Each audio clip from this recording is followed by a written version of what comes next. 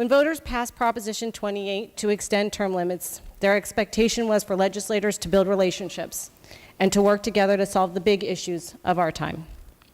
In this instance, in regards to climate change.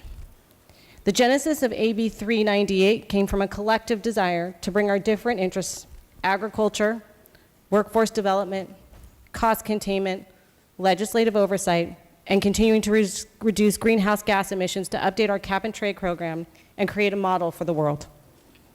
This legislature would not be at this moment deciding on cap and trade and air quality without the work of what has been a bipartisan effort. It has been my privilege to be able to work with all of you. And I believe we have created a model that will continue to resonate for years to come. This bipartisan working group is not over, and I believe the relationships we have built will bear fruit, no pun intended, for the people of California for many years.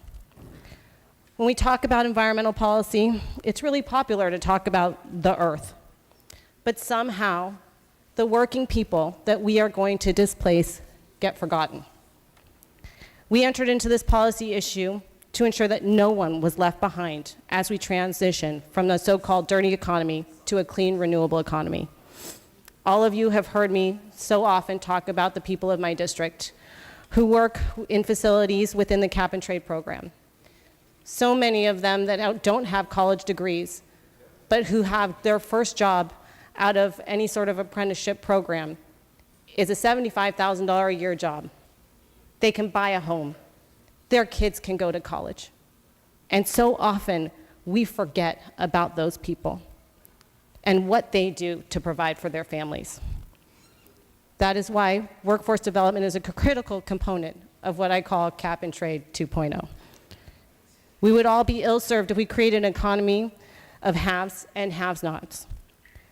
When the various state agencies report back to the legislature as required by AB 398 on their recommendations for workforce development, it will be incumbent on us to implement and appropriate funding to ensure that all Californians have the opportunity to gain the skills necessary to obtain a job that provides economic security for their families.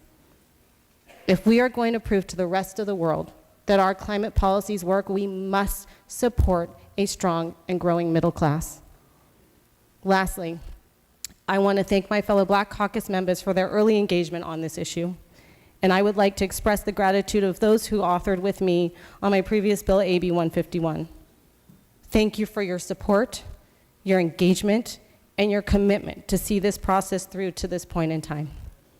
We came together in January for a collective perspective that in order to get cap and trade, we needed to ensure cost containment, workforce development, and legislative oversight would be part of any program that we would be part of.